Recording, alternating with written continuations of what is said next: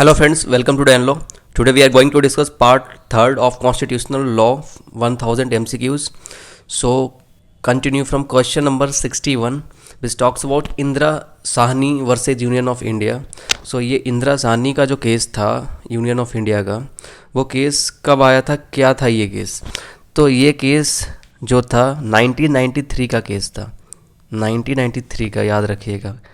Okay, Indira Sahni एवं अन्य बनाम केंद्र सरकार की जो केस थी। So Indira Sawhney case is also known as Mandal commission case. Okay, Mandal commission case भी इसको कहते हैं। मंडल कमीशन का जो रिपोर्ट था आपने पता होगा उसके बारे में। 62 in which case 27% reservation in state services in favor of other backward classes was upheld by the Supreme Court. Balaji versus State of Mysore, State of Kerala versus N.M. Thomas, Indira Sahni versus Union of India, ABSK संघ versus Union of India। क्या होगा ये 62 का? सो इसका answer हो जाएगा Indira Sahni versus union of India. जैसे कि मैंने बोला कि इसको कौन सा केस कहते हैं, मंडल कमीशन केस भी कहते हैं, और जो कि अदर बैकवर्ड यानी कि ओबीसी के लिए ये था। ओके, जिसमें बहुत सारे लीडर्स लोग भी इसमें शामिल थे उस समय। Article 30 clause 1 recognise regional minority, religious and linguistic minority, religious minority only, linguistic minority only. Article 30 clause 1 क्या बात करता है? सो आर्टिकल 30 की अगर बात करें, वो बात करता है राइट ऑफ माइनॉरिटीज़ को लेकर, मतलब वो चाहे तो एजुकेशनल इंस्टीट्यूशन को लेकर हो, या फिर लिंग्विस्टिक माइनॉरिटी को लेकर हो, रिलीजियस माइनॉरिटी को लेकर हो। तो ये राइट्स ऑफ माइनॉरिटीज़ के बारे में बात करता है। तो 30 क्लॉज 1 का हो जाएगा इसमें, अकॉर्डिंग टू द ऑप्शंस क्या होगा, ये हो जाएगा B, religious and linguistic minority. Next one, the guarantee contained in article 29 clause 1 is with respect to the right to conserve distinct. Article 29 बात करता है protection of interest of minorities. So answer क्या हो जाएगा इसका? इसका हो जाएगा answer language, script and culture, जो कंजर्व करता है। Which of the following amendment gave primacy to all the directive principles over the fundamental rights guaranteed under article 14 and article 19। Article 14 बात करता है equality before law, and article 19 बात करता है जो कि राइट टू फ्रीडम है, protection of certain rights regarding freedom of speech. Okay, so ये क्या बात किया गया कि अमेंडमेंट जो प्रेमेसी करता है कि directive principles over the fundamental rights guaranteed. So कौन सा अमेंडमेंट था ये था कौन सा अमेंडमेंट बताइए? ये था 42nd amendment. 42nd amendment year कौन सा था? ईयर था 1976। Okay, so 42nd amendment is also called mini constitution, याद रखिएगा, इसको कहते भी है। Fundamental rights under article 30 is guaranteed to religious minority, linguistic minority, cultural minority, religious and linguistic minority. All right, कौन सा आंसर है इसमें से बताइए 66 का? सो ये हो जाएगा क्या? Religious and linguistic minority. अभी तो मैंने बताया था ना 30 क्लॉज 1 वाला। Give the correct answer. Correct answer क्या होगा ये बताइएगा। For determining backwardness of classes, caste can not be dominating factor. Backwardness को अगर डिटरमाइन करे तो determining backwardness does not refers to can not be dominating factor of caste. Backwardness must be social and educational, ये सही लग रहा। The backwardness must be either social और educational. The reservation in favour of backward classes can not be more than 50%। No, backwardness जो होता है चाहे तो सोशल या फिर educational. Okay, it can be social और एजुकेशनल, ये हो सकता है चाहे तो सोशल और educational, must be both social and educational. So इसको सी, इसका आंसर हो जाएगा B. Okay, come to next. Under article 15 clause 4 the government is authorise to make any special provision for the advancements of what? बताइए इसका answer. SCs and STs, any backward class of citizens, socially educationally backward classes of citizens, SCs and STs, STs and STs and women and children, क्या हो जाएगा इसका answer? सो 15 article 15 की जब भी बात करते हैं वो बात करता है प्रोहिबिशन, जो कि किस ग्राउंड को लेकर, रिलीजन, रेस, कास्ट, सेक्स यानी जेंडर और प्लेस ऑफ बर्थ को लेकर। सो यहाँ पे अकॉर्डिंग टू दिस जो आंसर होना चाहिए 68 का, वो आंसर हो जाएगा socially educationally backward classes of citizens and SCs and ST। ये थोड़ा अच्छा लग रहा है और पूरा क्लियरली लिखा है यहाँ पे, socially and educationally backward classes of citizens and SCs and STs। Match the following, match कीजिए इसमें 69 में। सो ए का हो जाएगा क्या? ए का हो जाएगा article 21 fairness in procedure. Okay, अब 21 बात करता है protection of life and personal liberty, जैसे पता है। Alright, come to next B, other authorities. कौन सा आर्टिकल हो जाएगा? अदर ऑथोरिटीज की बात करता है। सो ये हो जाएगा article 12। As you know article 12 बात करता है जहाँ डेफिनेशन वगैरह दिया गया स्टेट का। सो देख लीजिएगा। रूल ऑफ सेवरेबिलिटी जानते ही हो, आर्टिकल 13 ही होगा रूल ऑफ सेवरेबिलिटी। सो सी का 4 आपने पढ़ा होगा, डॉक्ट्राइन ऑफ एक्लिप्स 13 क्लॉज 1 वगैरह, 13 क्लॉज 2 रूल ऑफ सेवेबिलिटी, जहाँ पे अगर कोई लॉ बनता है अगर वो इनकंसिस्टेंट है फंडामेंटल राइट से, यानी कि फंडामेंटल राइट से मेल नहीं खाता हो, तब उस लॉ को इनवैलिड ठहरा देते हैं। यानी कि डॉक्ट्राइन ऑफ एक्लिप्स जो कि प्री कॉन्स्टिट्यूशनल लॉ की बात करता है, और डॉक्ट्राइन और ये सेवरेबिलिटी क्या होता है, यहाँ पर सेपरेट करते हैं। जो कानून बना है वो जुडिशरी रिव्यू करती है, और जो लॉ कमीशन बैठता है इस पर वो रिव्यू करती है कि ये जो कानून बना है वो कंसिस्टेंट है या नहीं है फंडामेंटल राइट से। सो सेवरेबिलिटी 13 हो जाएगा।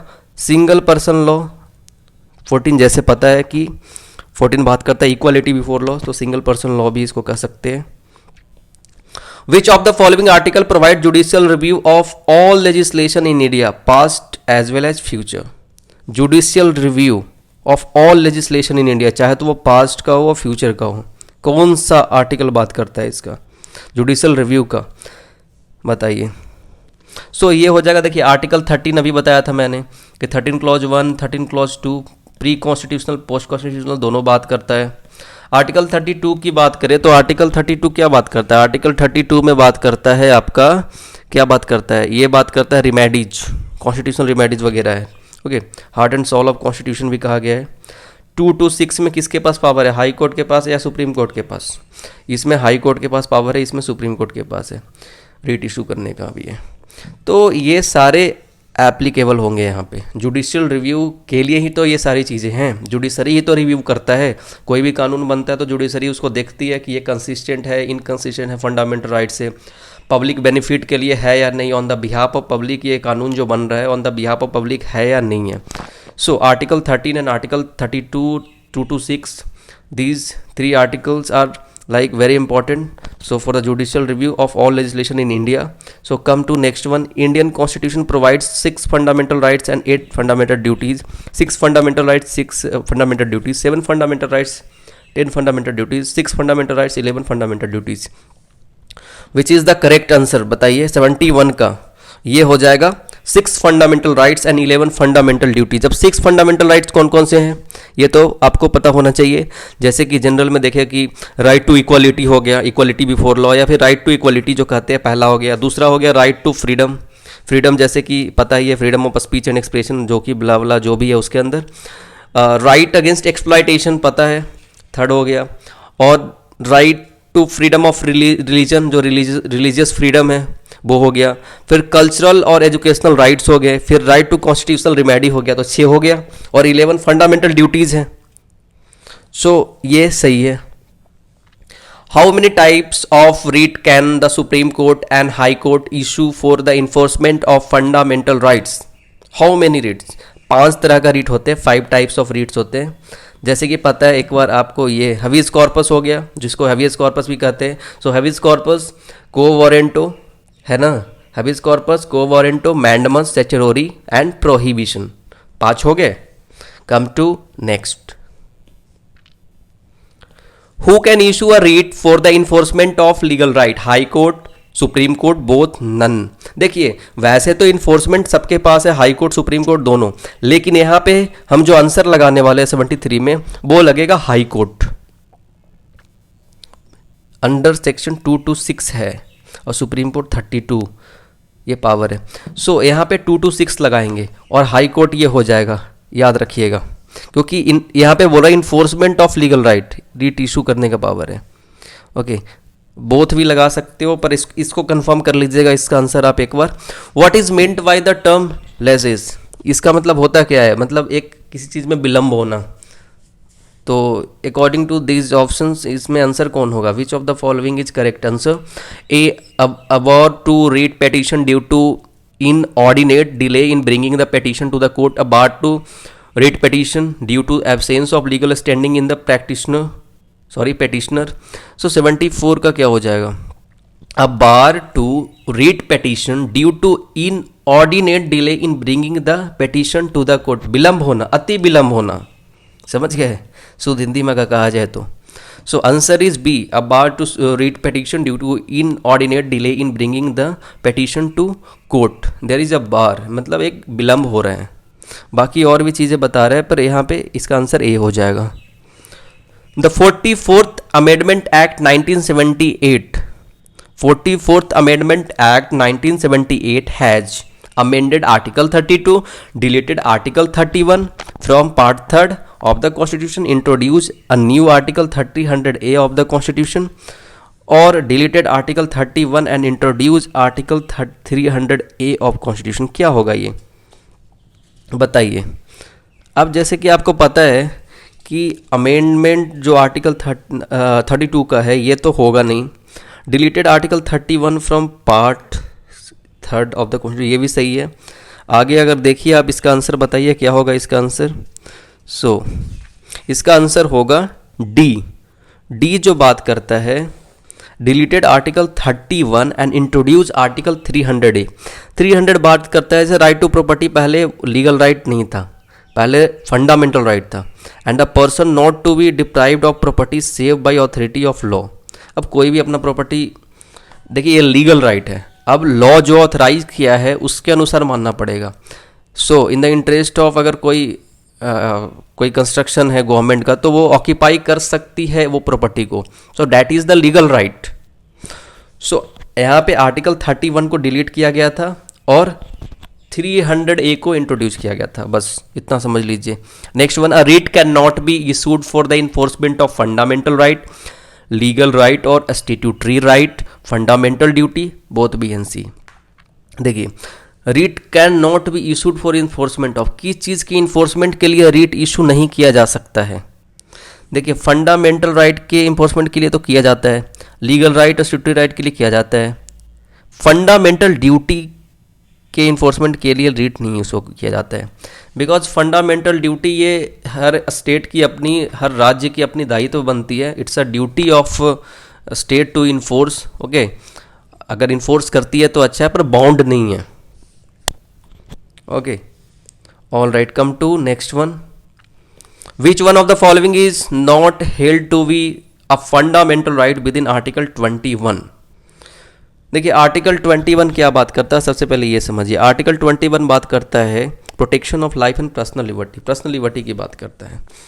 सो अकॉर्डिंग टू दिस कौन सा इनमें से जो फंडामेंटल राइट नहीं है जो आर्टिकल 21 के according, right to clean environment, right to speedy trial, right to food, right to basic education for children.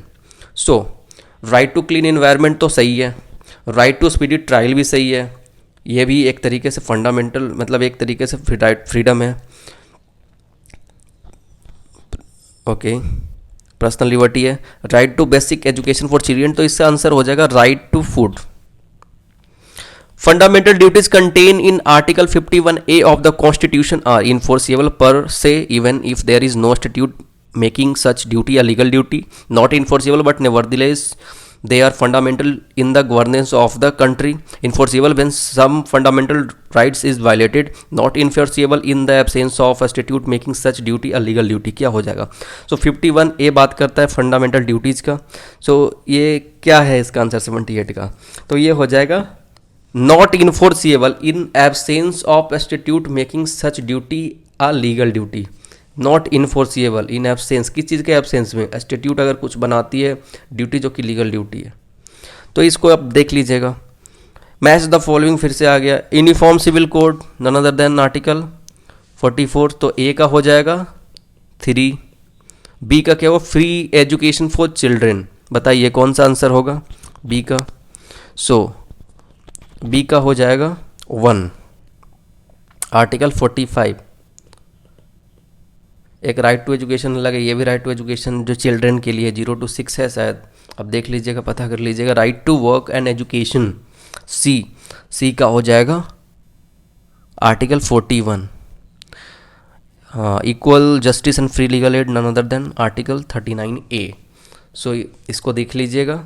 Alright, come to next, article 40 deals with equal justice and free legal aid, organisation of village panchayat, living wages etcetera for workers, equal pay for equal work. देखिए article 14 आता है, article not 14, article 40 आता है DPSP के अंदर, directive principles of state policy. तो 40 में है ऑर्गेनाइजेशन ऑफ विलेज पंचायत, याद रखिएगा ज़रा सेक्शन, खास करके जो फंडामेंटल राइट्स फंडामेंटल ड्यूटीज़ के सेक्शन आपको, फंडामेंटल ड्यूटी नहीं, फंडामेंटल राइट्स और जो DPSP है उसका सेक्शन आर्टिकल याद रखना है आपको। In which case the supreme court harmoniously constructed part 3 and part 4, part 3 बात करता है क्या, फंडामेंटल राइट्स, एंड पार्ट 4 बात करता है क्या, फंडामेंटल राइट्स की बात करता है part 3 and part 4 directive principles of state policy. Okay, so कौन सा केस में कहा गया था ये 81 का जो केस होगा, ये Minerva Mills versus union of India,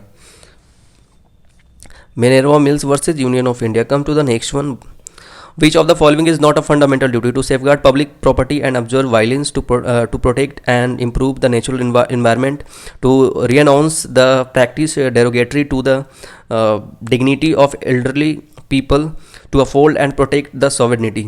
सो इसमें क्या है कि to renounce the practice derogated dignity of elderly people, ये नहीं आता है फंडामेंटल ड्यूटी में।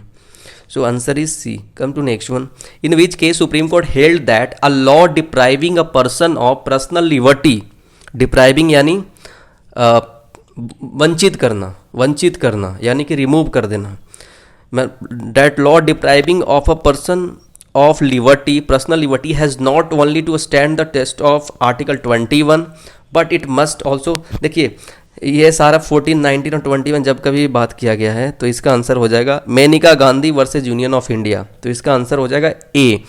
और बता दूं आपके, in this case supreme court upheld the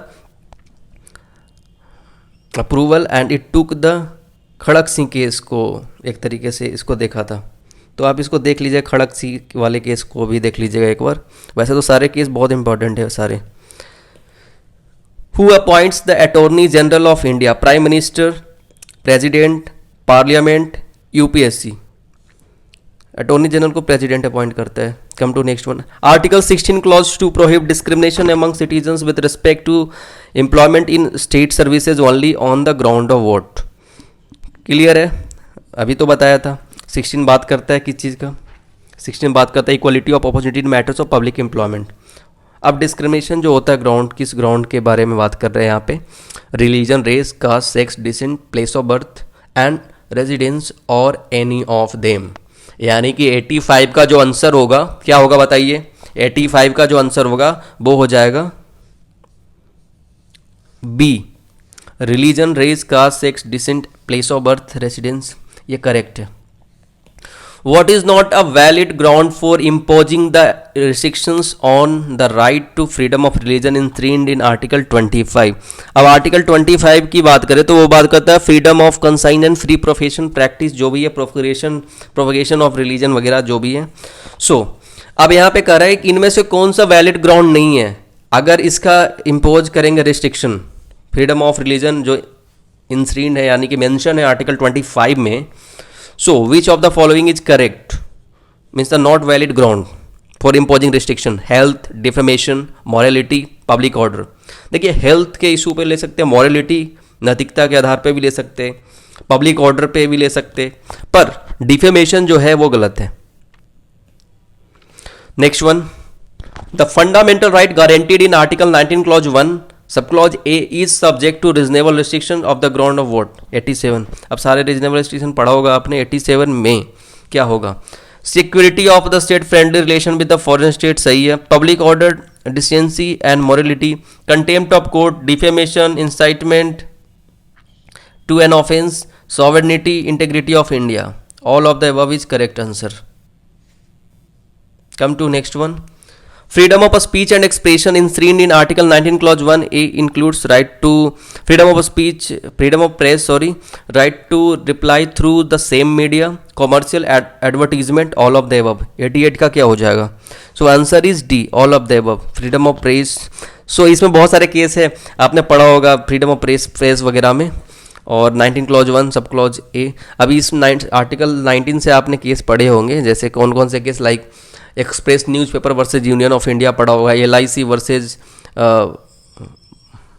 Mannu भाई डी साहब पढ़ा होगा केस, टाटा प्रेस लिमिटेड वाला केस पढ़ा होगा वर्सेज जो MTNL था। सो ये सारे इंपॉर्टेंट केस है, प्रोमिनेंट केस लॉज हैं। 42nd amendment was effected the constitution as a result of the report submitted by the Santhanam committee, Swaran Singh committee, Wadhwa committee, Nanavati committee, कौन सा था? स्वर्ण सिंह कमेटी, याद होगा, SS कमेटी। और इसके बारे में आपको एक चीज़ याद रखना है, 42nd अमेंडमेंट कहा जाता है मिनी कॉन्स्टिट्यूशन में। 42nd amendment is also called mini constitution, remember. In State of Kerala versus NM Thomas the supreme court held that what? State of Kerala versus NM Thomas. So इसने ओवर रूल किया था Balaji case को। ये case ज़रूर पढ़िएगा एक बार इस केस का। अब इसका आंसर हो जाएगा जो आर्टिकल 16 क्लॉज 4 है is not exceptional to article 16 clause 1। So article जो 16 क्लॉज 4 है is not an exceptional to article 16 clause 1। अब आर्टिकल 16 क्लॉज 1 क्या बात करता है? There shall be equality of opportunity, जो कि हर सिटीजन का है, इक्वल रिलेटिंग टू एम्प्लॉयमेंट वगैरह जो भी है, ब्ला ब्ला। लेकिन ये 16 क्लॉज 4 जो बात करता है वो बात करता है nothing in this article shall prevent the state from making any provision for the reservation of appointment और post in favour of backward classes of citizens, backward class of citizens which in opinion of the state is not adequately represented in the service under the state. अब इसको एक बार देख लीजिएगा। So thank you so much, please like share and subscribe my YouTube channel.